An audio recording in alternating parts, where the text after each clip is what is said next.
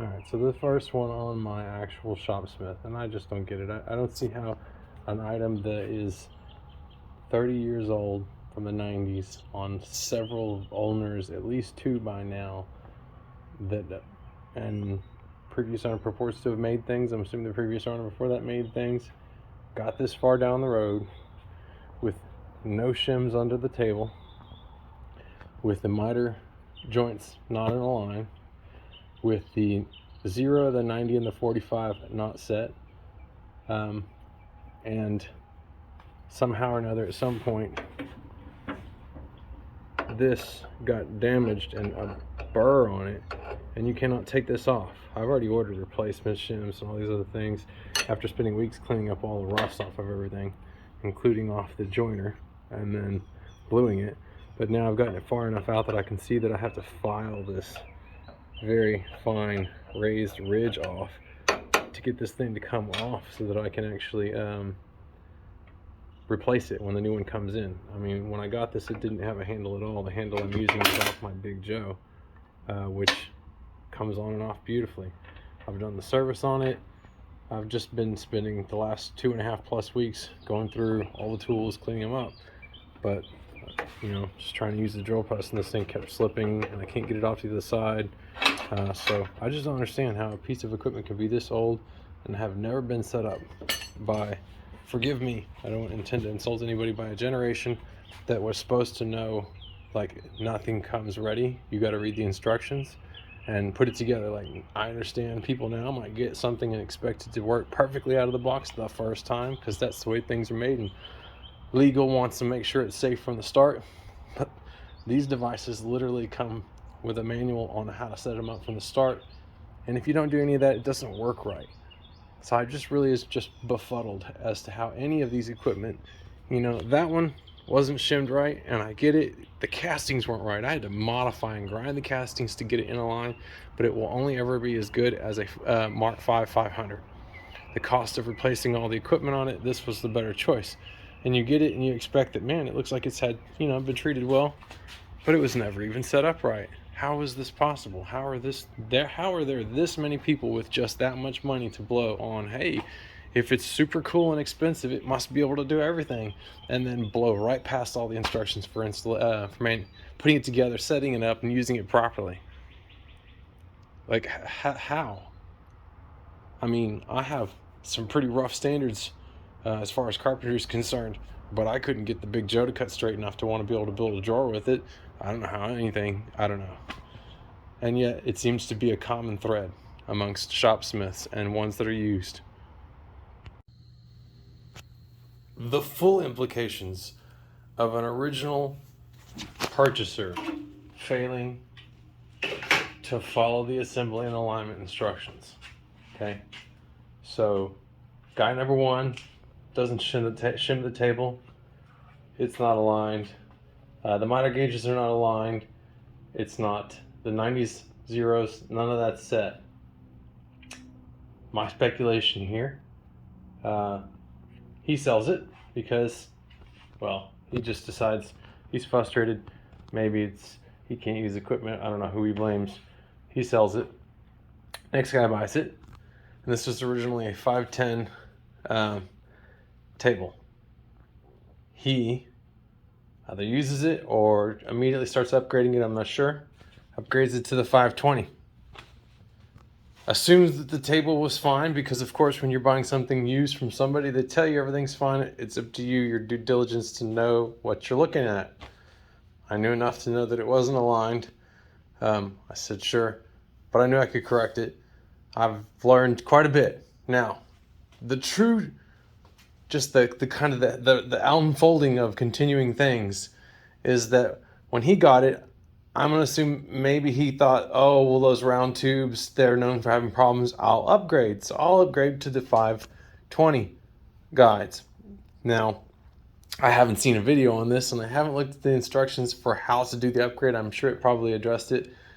But if you don't know or are not aware that your tables are not already aligned, then doing the upgrade, sure, this is pretty straightforward. It looks like you use the top of the bottom of the miter gauge for this. There's 3 holes. alignment should be relatively straight.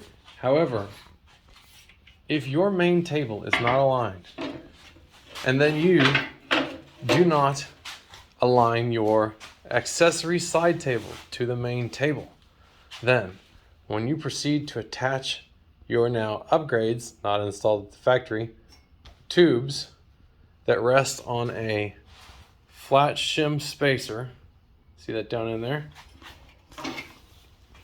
you end up with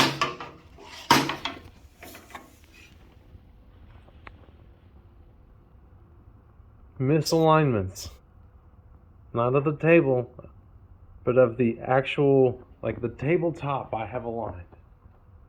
But that is when it became very apparent that this piece was not installed and aligned properly.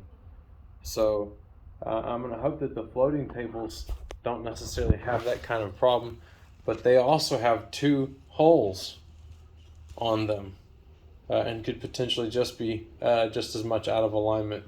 But until I get these aligned and all this aligned so that I can then use reference and hopefully find some videos on the upgrade process, how it should have been done, how it should be when it's right, to determine what step I'm on. Because again, I'm going to go to my manual. I have an awesome manual that I got with this that talks about a lot of these things, including had the little booklet on how to do your initial setup and alignment. But I'm not sure it was ever, I'm not sure how many guys previous, I know 2 at least.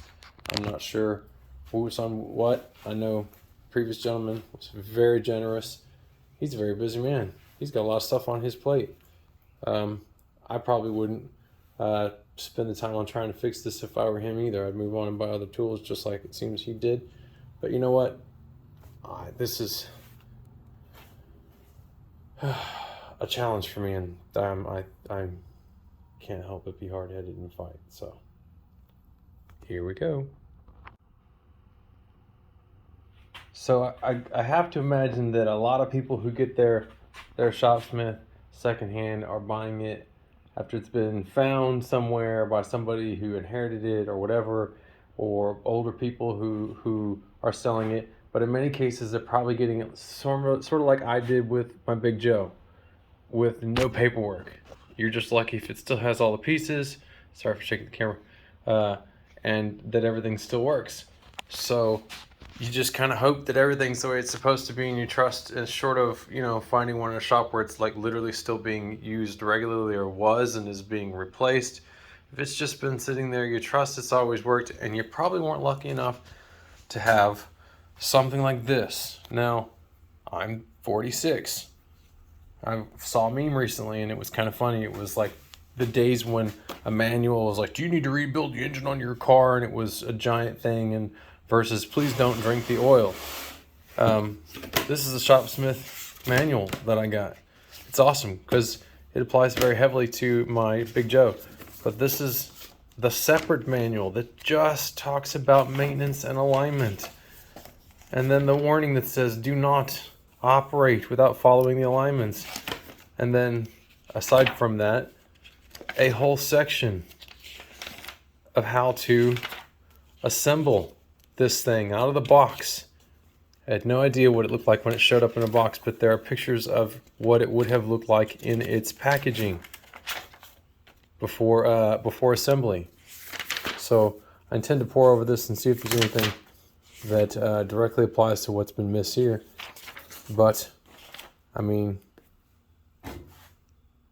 they gave you the manual when you bought the thing and you didn't realize that maybe you had to actually look at it, or perhaps follow it.